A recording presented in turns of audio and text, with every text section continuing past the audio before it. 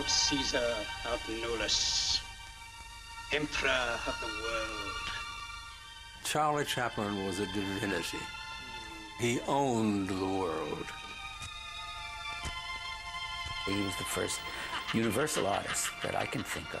Chaplin was probably the most popular person, entertainer, however you want to say, on the planet. The thing about Chaplin that made me lean toward him was the ambience he gave, the sort of free-floating feeling about someone who could circumvent nature. My reaction to Great Dictator is so hard to talk about because I laughed so hard and was so deeply moved. Here was this huge artist standing up against this gargantuan monster. It was a championship match for the ages. To me, it was one of the finest films I'd ever seen. When you were faced by the totalitarian regimes and the madness they inflicted on the world, courage isn't enough. You have to be able to laugh in their face, throw back your head and say, "You don't count. I discount you this way. I give you the laugh of all time, the great laugh of acceptance, which melts you down."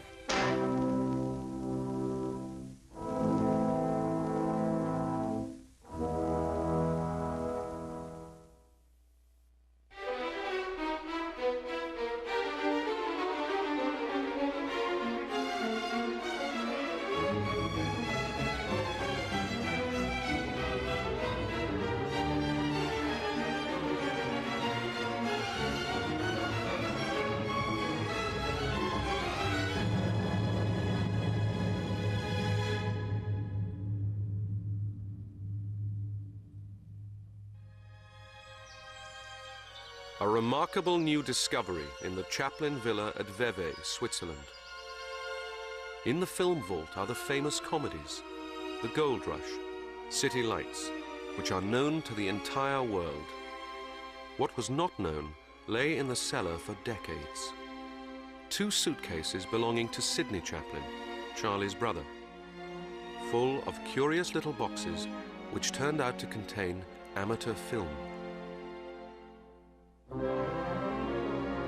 Chaplin shot his film in black and white, but this footage takes us behind the scenes in color. It adds another dimension to an extraordinary story, the confrontation between Adolf Hitler and Charlie Chaplin through the making of a highly controversial motion picture released in 1940 called The Great Dictator. Charlie Chaplin, the little tramp, and Adolf Hitler, the leader of Germany, had more in common than just a moustache. They were born in the same week of the same month of the same year. A few years before Chaplin became famous as the Tramp, Hitler was a tramp. Both were outsiders who left their homeland to conquer the world. They became the best loved and most hated men of their time. In every country, Chaplin was the symbol for laughter. Hitler, the symbol for destruction. His war cost 55 million lives. But in the 1930s, he seemed unstoppable. World leaders sought to appease him. Most of Hollywood chose to ignore him. But one voice would speak to millions. One man would have the courage to challenge the world's most dangerous leader, Charlie Chaplin. The climax of The Great Dictator. Chaplin's Jewish barber is mistaken for the dictator and is called upon to speak. Excellency, the world awaits your word. Chaplin had never spoken on the screen until he made this film. But he felt if he could talk from his heart, he might even be able to shorten the war. What was it that would bring Chaplin and Hitler into such a unique confrontation? Chaplin was born in 1889 in the South London slums he would recreate so often in his films. His father was a music hall singer, as was his mother. Because of her mental trouble, Charlie and his brother were sent to the workhouse. Working people were terrified of this fate, which Chaplin vividly conveyed in The Kid, when the law comes to take the child to the workhouse.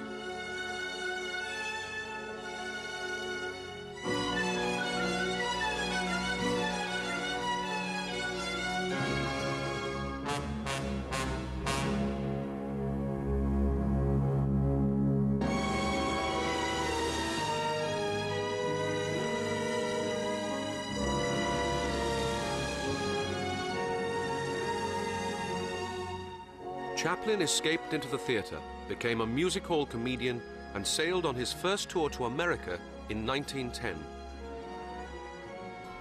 Hitler came from a lower middle-class family at the border of Austria and Germany. He hated school and learned very little, but was always a ringleader.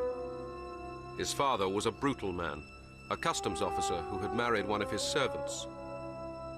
Hitler's mother was probably the only woman Hitler ever loved. She protected him from his father. As soon as he could, he went to Vienna, where he hoped to become an artist. The young Hitler refused to do any work other than drawing, but he was considered no better than competent. His failure in the entrance exam for the Vienna Academy devastated him. How different history might have been had Adolf Hitler been accepted. He lost his self-respect and sank lower and lower into the slums of old Vienna. He became a tramp, sleeping rough. This Vienna men's home probably saved his life. It was supported partly by Jewish charities. But from such men as Guido von List, Hitler soaked in hatred of the Jews. List preached the superiority of the Aryan. His symbol would become Hitler's.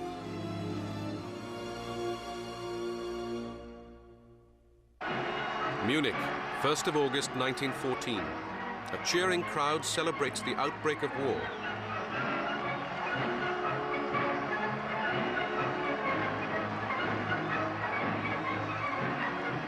The scene is recorded by a photographer, and among the crowd he's photographing is the 25-year-old Adolf Hitler. It is not often one sees the birth of a legend. This crowd takes no notice of the tramp on his first appearance in public in 1914. A year later, he would be mobbed wherever he went. 2 years later, he would be the most famous man in the world. February 1916, Chaplin signs with the Mutual Film Corporation for the highest salary of any performer in history, standing behind Sidney Chaplin. Hitler was earning 9 marks a week at the front, but he loved the war. It gave him a sense of purpose, and he was still an artist. He designed this facade for a soldier's cinema. Hitler had avoided the Austrian army because of his passion for Germany. His supreme commander, the Kaiser, is fuming with jealousy over Chaplin's popularity in this wartime cartoon. Charlie captured the Kaiser at the end of Shoulder Arms. The Chaplin films did more than any others to raise morale.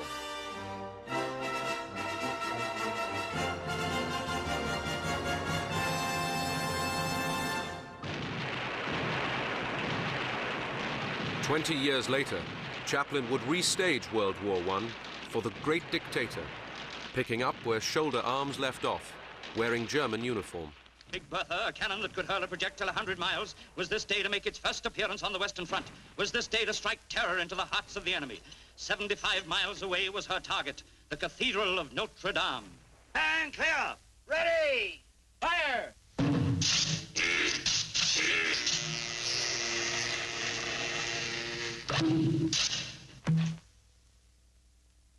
He was the little guy who, they loaded it up and then he had to pull this string that fired it.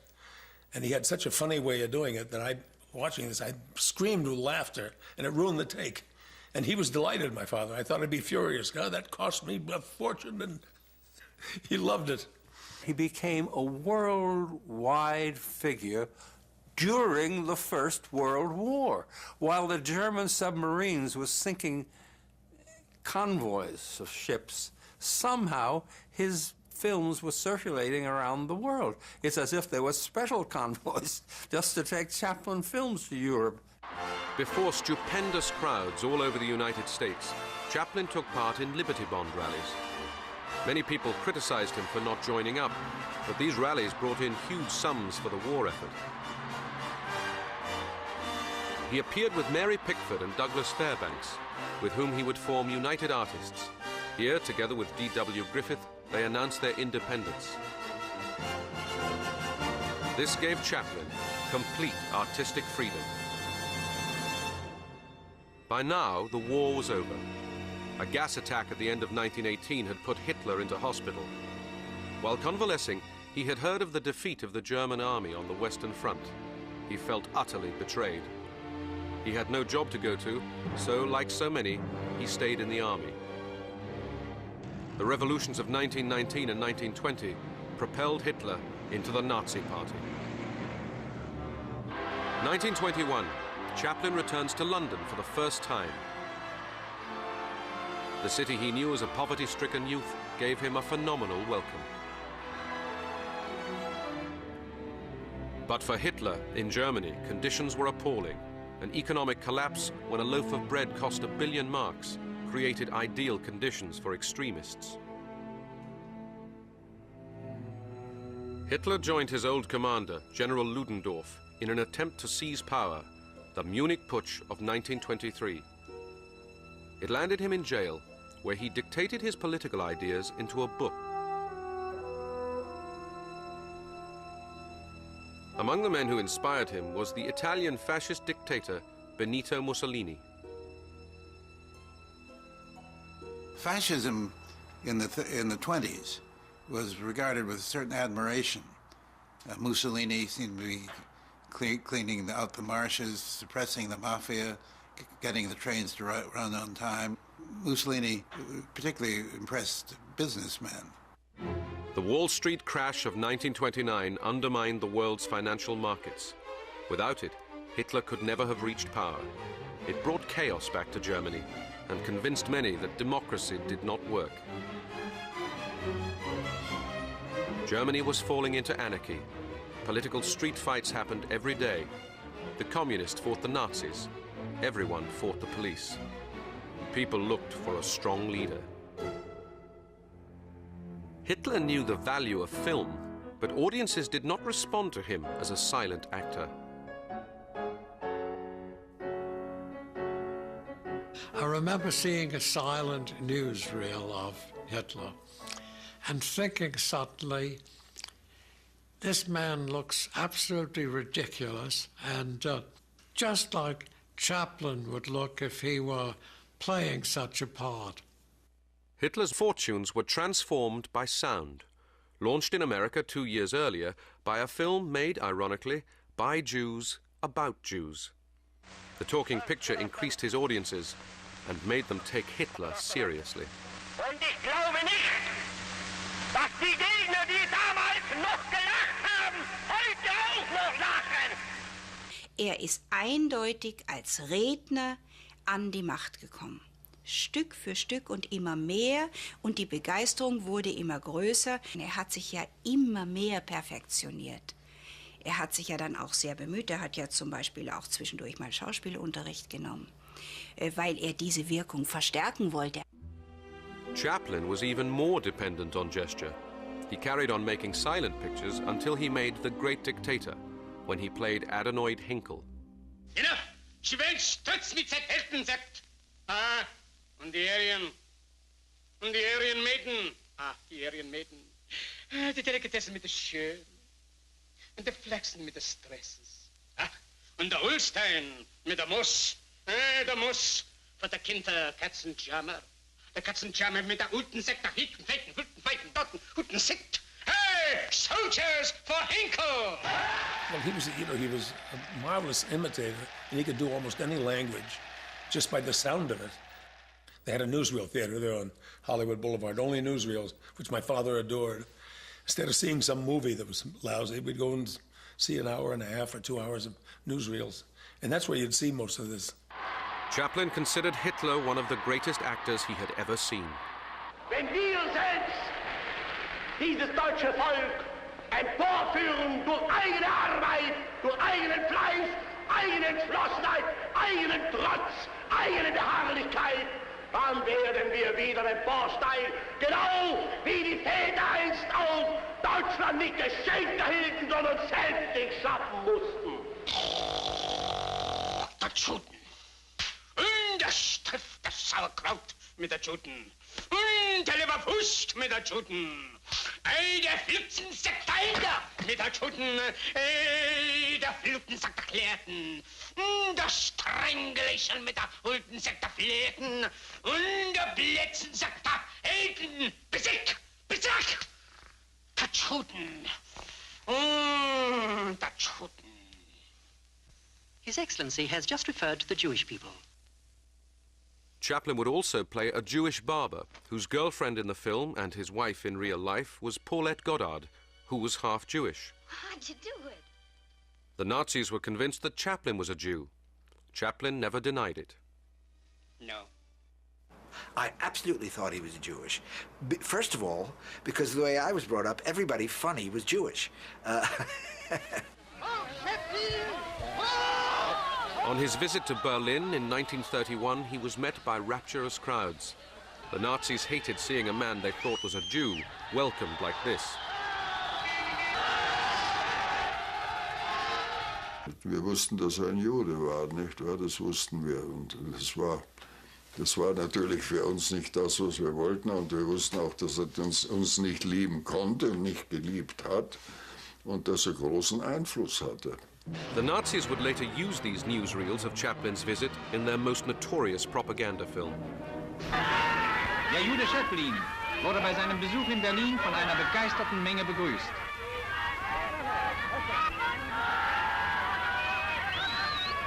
Es lässt sich nicht leugnen, ein Teil des deutschen Volkes applaudierte damals ahnungslos den zugewanderten Juden, den Todfeinden seiner Rasse. The Nazis brought out a book called The Jews Are Looking at You, in which Chaplin was described as a disgusting Jewish acrobat. A friend of Chaplin came across a copy in Berlin. And I thought, well, he ought to have a look at this. And I sent him a copy. Now, in all the years, Charlie often sent me Christmas cards, telegrams, telephone calls. But he only sent me one letter, and it was a short letter thanking for that book. And I always think that it may well have contributed to his resolve to make the great dictator. Mussolini also disapproved of Chaplin and would ban his films. Chaplin visited Venice on his European tour, expecting to meet the dictator. The meeting never happened, but he would be brilliantly parodied a few years later in The Great Dictator. He's coming, quick. Give me a flower. A flower. Remember, at all times you must be above him, before him. Entering or leaving, you must be first.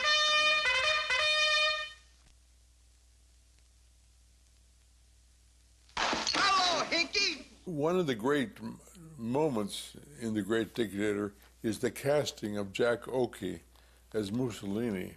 I thought the public extremely enthusiastic on your arrival. Sure. They like to see new faces. Jack Oakey comes out on the balcony and struts and sticks out his chin, and by God, there's Mussolini. So it was a masterful job of casting on the part of Chaplin. You cannot have treated the bacterium people this way! I'll take the bacterium people and I'll tear them apart like that. Look, listen, please! Look what you're doing! That's an insult to the people! Look, he's the best spaghetti! It's spaghetti! He decided that pretty we have a war! Oh! But before satirizing the dictators, Chaplin would turn his attention to the problems plaguing America in the 1930s. Strikes, lockouts, unemployment. The Ford factories brought out troops to deal with strikers. Henry Ford supported Hitler and was both anti-Semitic and anti-Union. When Chaplin made his first overtly political film, The Big Boss bore a strong resemblance to Henry Ford.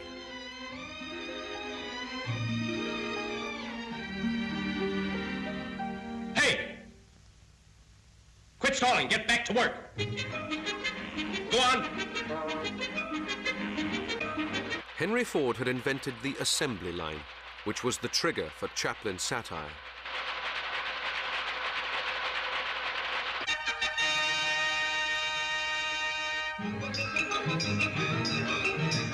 Attention, foreman. Trouble on bench 5. Check on the nut tighteners. Nuts coming through loose on bench 5. Attention, foreman. I thought Modern Times was the greatest movie I'd ever seen up till that point, and as a matter of fact, I think maybe I still do. And the whole idea of attacking capitalism, not only from an economic and social point of view, but from an intensely human point of view.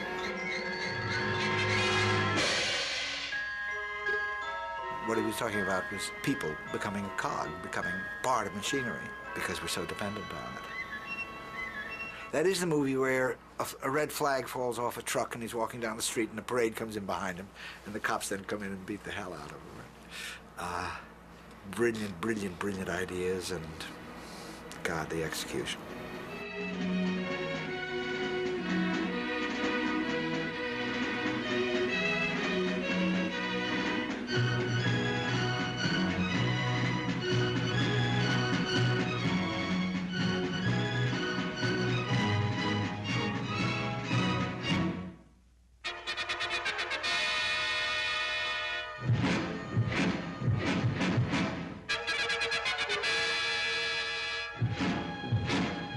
There was a revolutionary feeling growing, and people who had been respectably middle class were actually breaking into bakeries and stealing bread.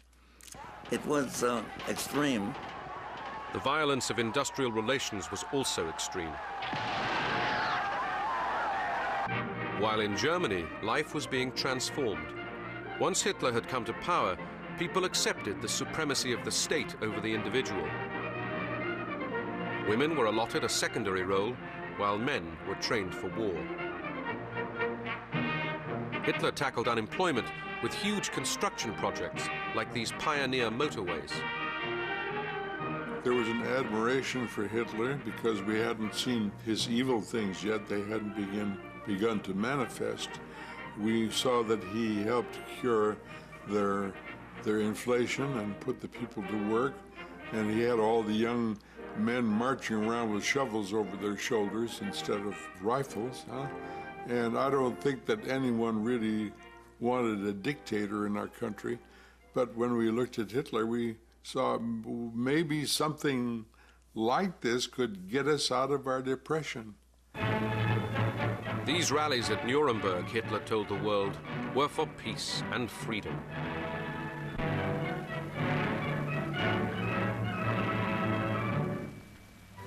And I thought it was the most beautiful thing I'd ever seen. Never seen anything as wonderful. And I screamed with the best of them, you know. Heil, Heil, or whatever. And I don't feel guilty about that. How can I? I was 11. What I found extraordinarily worthy was the theater.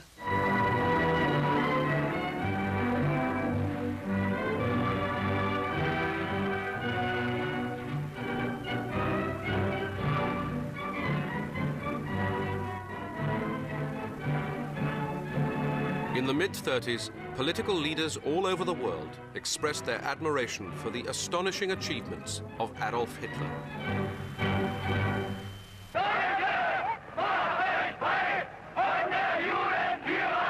The anti-Jewish boycott would become an important feature of Chaplin's film.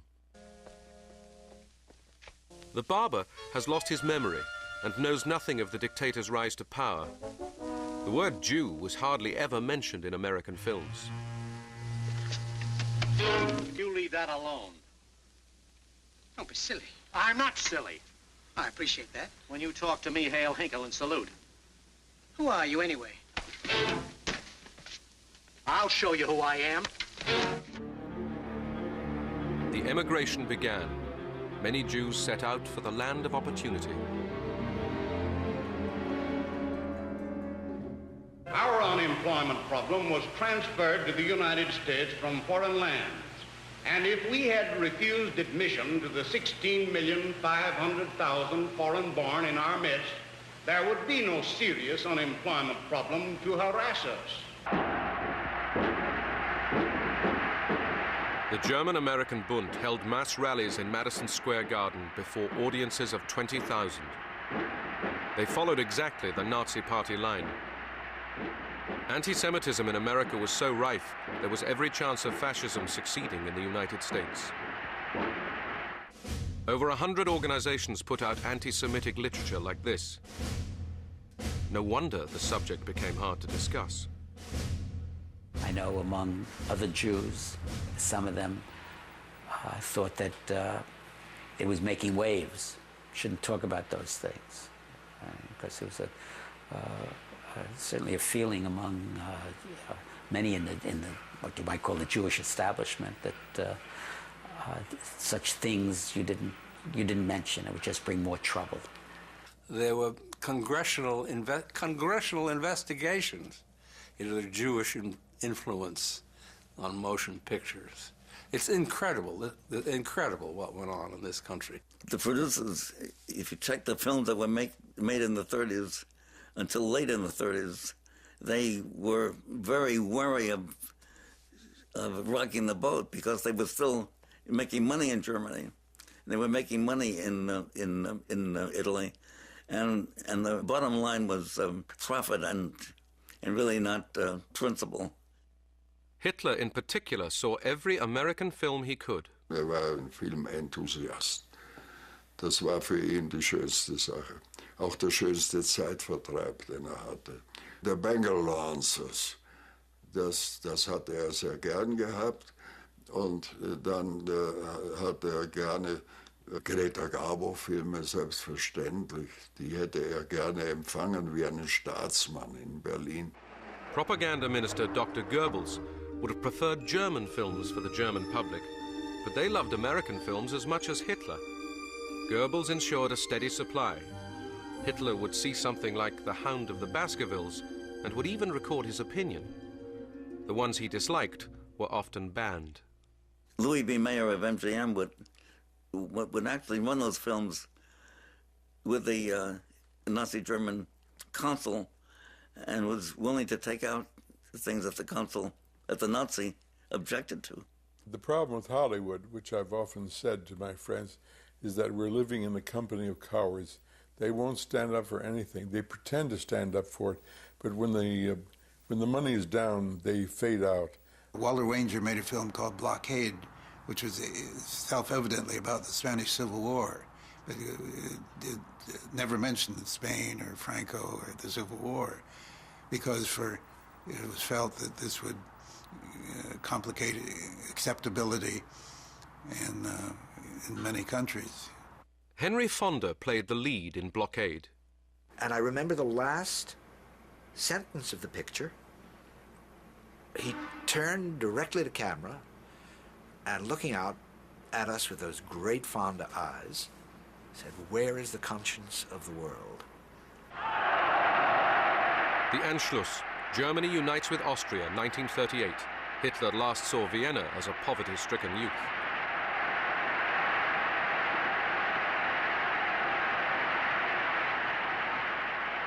Als Führer und Kanzler der deutschen Nation und des Reichs melde ich vor der deutschen Geschichte nunmehr den Eintritt meiner Heimat in das Deutsche Reich.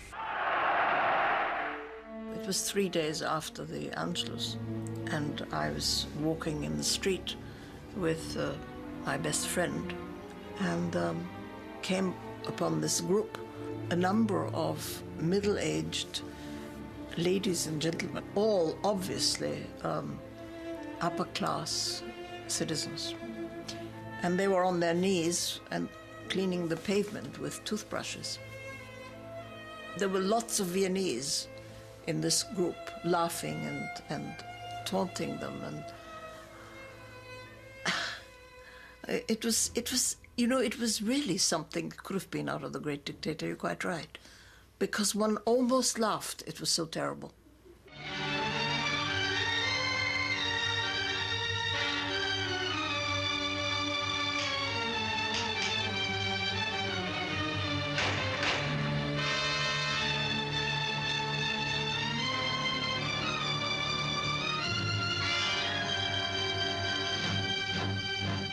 Against a background of aggression and appeasement, Chaplin announced his film in October 1938.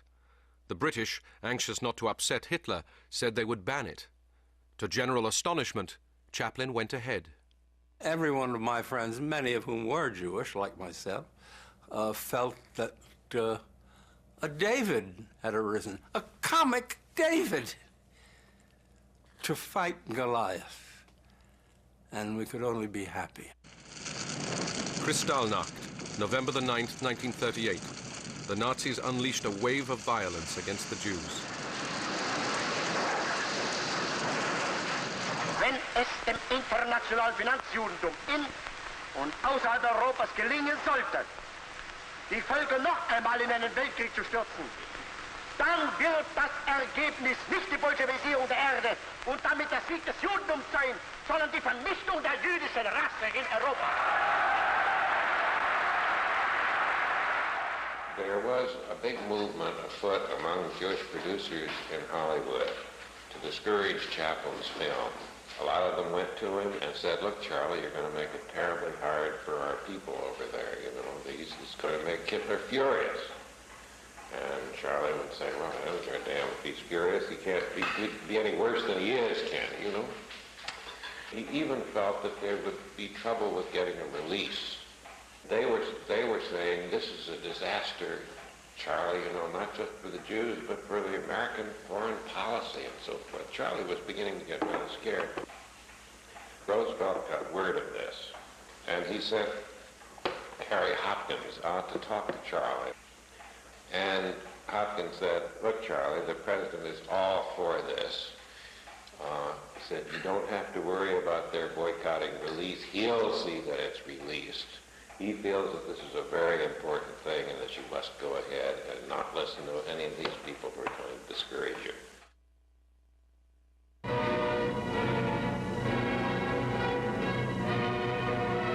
In April 1939, Hitler celebrated his 50th birthday with one of the largest military parades in history.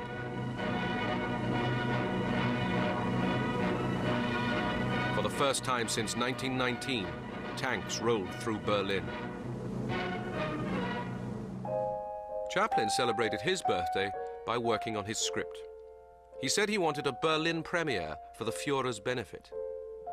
Chaplin saw the Russians as the only hope to defeat Nazism. But to his horror, in August, the unthinkable happened. The Nazis signed a pact with the Soviet Union. I believe the great phrase was, Russia is not going to pull England and France's coals out of the fire. That was the great rationalization for the pact. So the particular atmosphere that I ran into was of tragedy, a calamity, the end of the world. The victory parade in Warsaw. Germany and Russia have carved up Poland. England and France have declared war on Hitler. As Chaplin began work, his brother Sidney filmed him. Sound equipment was installed and a ghetto set built at his Hollywood studio. The finance for the film came not from the other Hollywood studios, but entirely from Chaplin himself. Filming in the ghetto began on September the 9th, 1939, 6 days after the outbreak of the Second World War, in conditions of strict secrecy.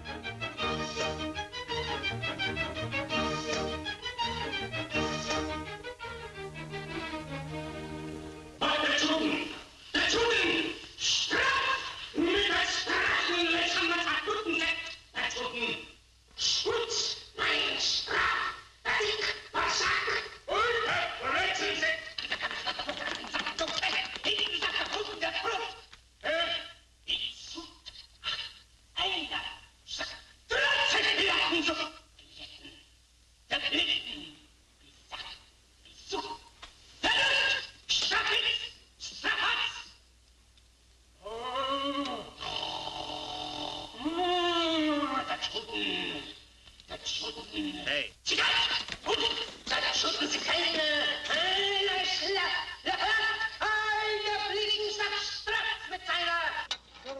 Unknown to Chaplin, events for Jews were worse than even he portrayed them.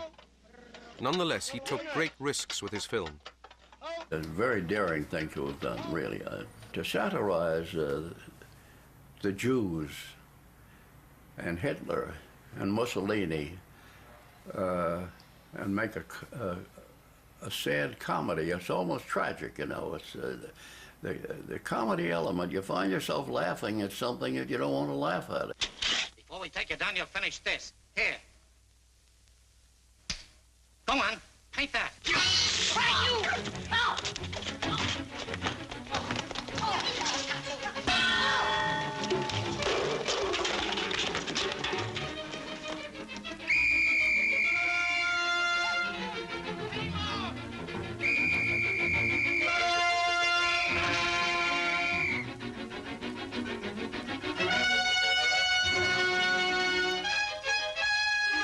Even though this was a comedy, Chaplin forced his audience to face the Nazi brutality.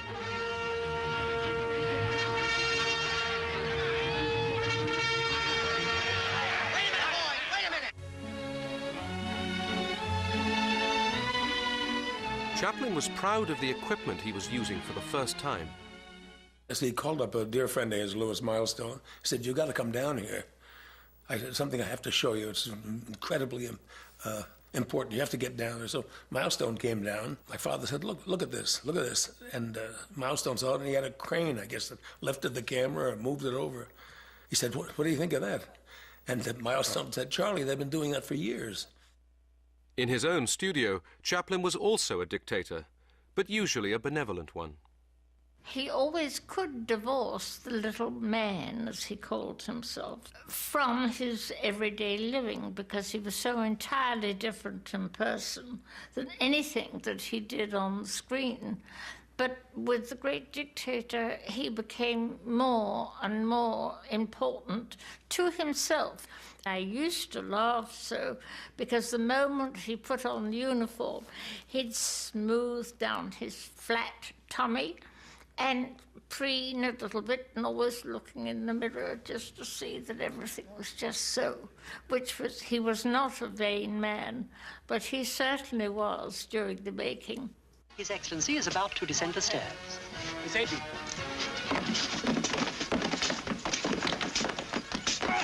Oh, Your Excellency! Oh, are you hurt? Oh, Straf! Da Bluten bleiben, da cheese cracken! The banana! Da Bluten! Der Banana! Du das kleine Banana! Der Banana stummt ein Strepp mit seiner Grund, ein singt der Banana! Der Banana! Der dicke Buben ist... That was what was so interesting. Everybody that was in the film, that was in a uniform, that was important with Charlie, they lived their part, and they thought it was simply wonderful. He's going to take Austerlitz. I can't believe it. Wir seien der Strapnitz. You can't believe it.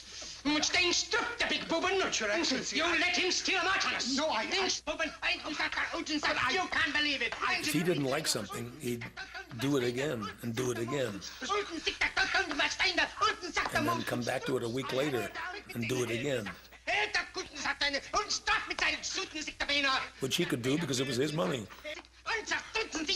But he was a perfectionist, which is marvelous, but very few people get to do that.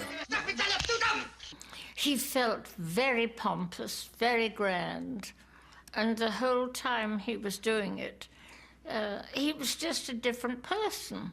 I'm surrounded by nothing but incompetent, stupid, sterile stenographers. I'll get you a pen. Don't bother. I won't send it. Get out, get out, get out! Neither Chaplin's imagination nor the resources of Hollywood could duplicate Albert Speer's grandiose design for the Reichschancellery. But in photos of Hitler's study, Chaplin noticed something which he seized upon.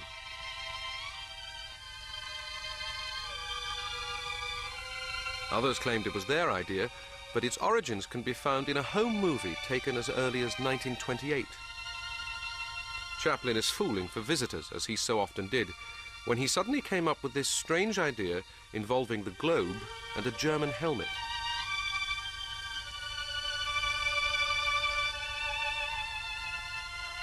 It summed up perfectly the Führer's godlike ambition. But, said picture-goer, By the time Chaplin finishes his picture, we may all have forgotten who Hitler was. It's the stormtroopers. They're after you. You better get up on the roof.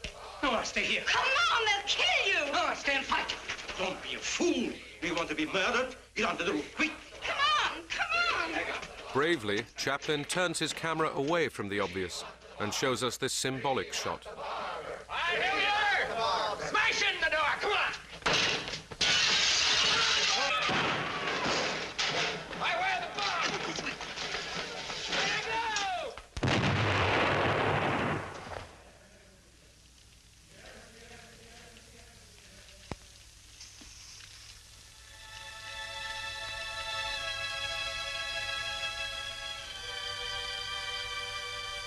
There goes the barber shop. Never mind, we can start again. We can go to Austerlitz, that's still a free country. The main filming was no sooner finished than Hitler launched his blitzkrieg. France fell in a month, Denmark in a matter of hours. Chaplin was so appalled, he considered withholding the film. This newsreel shows Hitler at the moment he heard of the fall of France. Chaplin said, "He is a horrible menace to civilization rather than someone to laugh at." I felt that this was a terrible thing to make a comic film about him. There are two things which are very dangerous to associate humor with people like that and to diminish them. Comedy is the greatest way to attack anything like a totalitarian regime. They can't stand it. And that gives the people a chance to laugh too. You can't go on being grim forever. There are people who came out of Buchenwald, who came out because of their sense of humor. Courage doesn't do it. Laughs do. This was to have been part of Chaplin's original ending, which he'd begun work on months before. Soldiers discarding their weapons and uniting in a folk dance. The sequence involved hundreds of actors and technicians. Here, Chaplin tries out the opening of the sequence, his own arrival. He rehearses obsessively the same gesture over and over again, trying to perfect it, while all the time the camera turns. He repeats it with stand-ins so he can observe it from the camera. But he knows the sequence is not working. He vents his frustration on an assistant director, for he knows something more fundamental is wrong.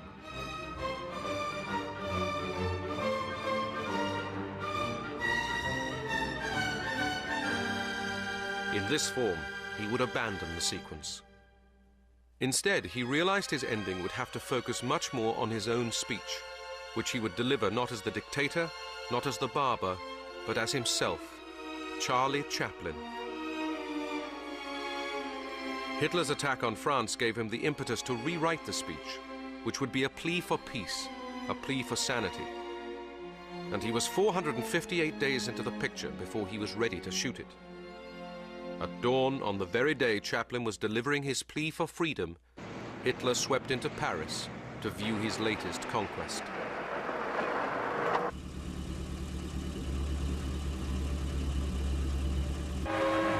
A carpet of flowers greeted the Führer when he returned to Berlin. He was at the zenith of his power, having achieved his victories with incredible speed. Said Chaplin's son, "If only Charlie could move as fast as Adolf Hitler." But Chaplin was still not happy with his film and was reshooting yet again. The ghetto set had been torn down, so he rebuilt it. He would spend months reshooting, re-editing, and re-recording before finally, after 559 days of work, the report sheet showed no rushes, no shooting, no recording. He was ready to show his picture to the world.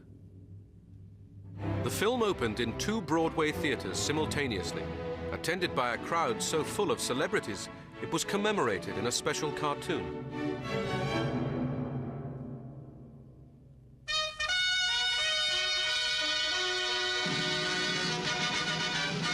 he was going to show up. We knew that. There was an enormous amount of publicity, and the crowds in front of the theater were tremendous.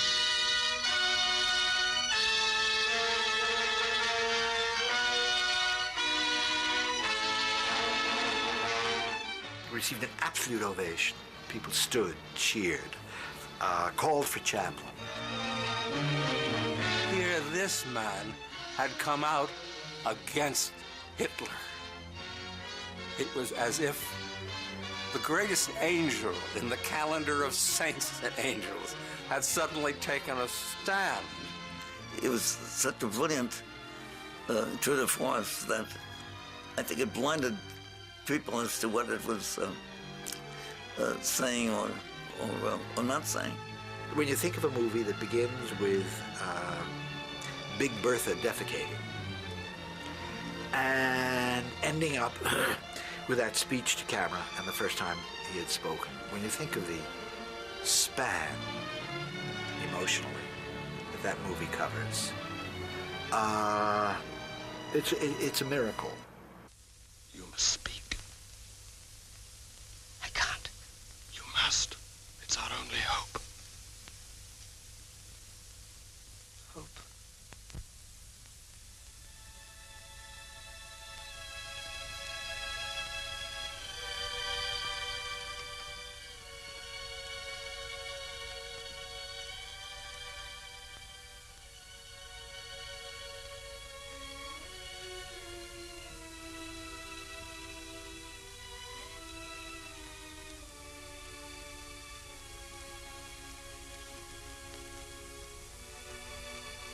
I mean, that ending doesn't come as an abrupt thing.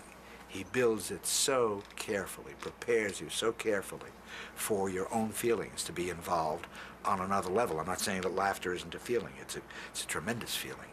But to get rid of the laughter feeling and slowly let this other emotion well up. I'm sorry, but I don't want to be an emperor. That's not my business. I don't want to rule or conquer anyone. I should like to help everyone if possible. Jew, Gentile, black man, white. We all want to help one another. Human beings are like that. We want to live by each other's happiness, not by each other's misery.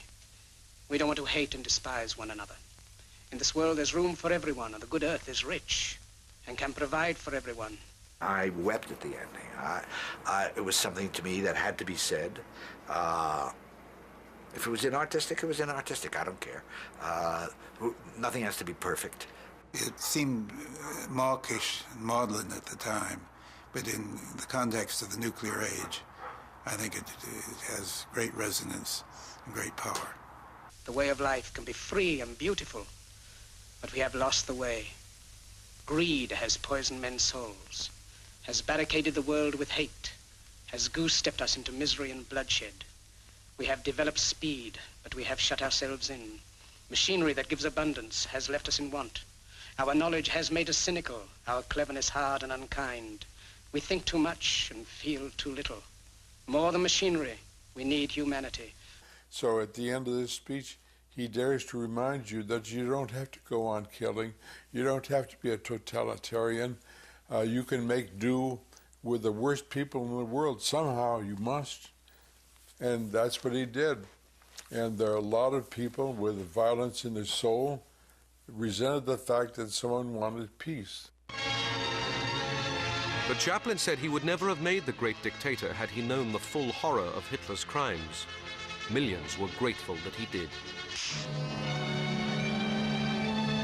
Chaplin brings us to tears because he reminds us of the potential of mankind lighting a lantern and keeping it aside while mankind goes on destroying itself, and being there when the war is over to relight the lantern and to give us hopes for tomorrow. At the height of the Blitz on London, the film opened to an ecstatic reaction. The best propaganda film since the start of the war for the British people, said one. The best heartener we could have. The film was to go on to become Chaplin's biggest moneymaker, yet it was banned across Europe, in parts of South America, and even Ireland. But did Hitler see it? At the end of the war, I was in Berlin. I was in charge of the gathering the photographic evidence for the war crime trial that was being prepared in Nuremberg. But in the course of it, I looked up the file on what films Hitler had ordered to run. And this is the true. He ordered The Great Dictator, and then he ordered it a day or so after again. Es ist mir klipp und klar gewesen, dass der sich das vorführen hat lassen und danach gelacht haben wird. Wissen Sie, der Hitler war auch schlau. Und ich kann mir auch sehr gut vorstellen, dass er über diesen Film von Charlie Chaplin, wo der mit dem Mussolini auf zwei Stühlen sitzt beim Friseur und dann hochgekurbelt wird er sicher sehr herzlich gelacht haben. Er war ja kein Kostverächter. Er konnte über solche Sachen lachen. Nicht? Im engeren Kreis hätte er das nie öffentlich oder so. The German public did not see the film during the war, but the German army did, once. In occupied Belgrade, as a 17-year-old working in film dispatch, Nikola Radosevich discovered a print. Wir wollten machen kulturelle Sabotage. Ich gehöre zum blauen Band, wie habe Sie gesagt. Wir sind nie mit Waffen gegen die deutschen Soldaten etwas gemacht. Nein, nur etwas mit Spaß. Wir wollten, dass der Hitler hört, was denkst über ihn, Charlie Chaplin. Nikola substituted the Chaplin film for the German feature the soldiers were to see. Bei Beginnung von Vorführung Leute haben nicht gleichzeitig bemerkt, was ist denn. Aber nach den 40 Minuten oder 45 Minuten ist einer von SS-Mann hatte mit Gewehr erschissen in weiche Wand. Und alle anderen sind durch Türe schnell rausgegangen, weil wollte nicht mehr dort sein, weil passiert etwas gegen die Hitler. 1945, the last shots of Hitler before his suicide.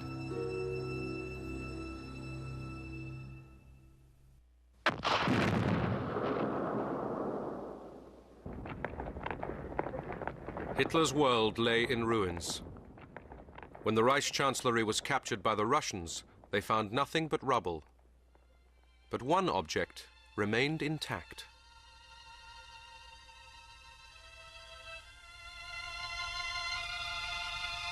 With The Great Dictator, Chaplin had strengthened millions through the power of laughter at a time when madness and darkness covered the world.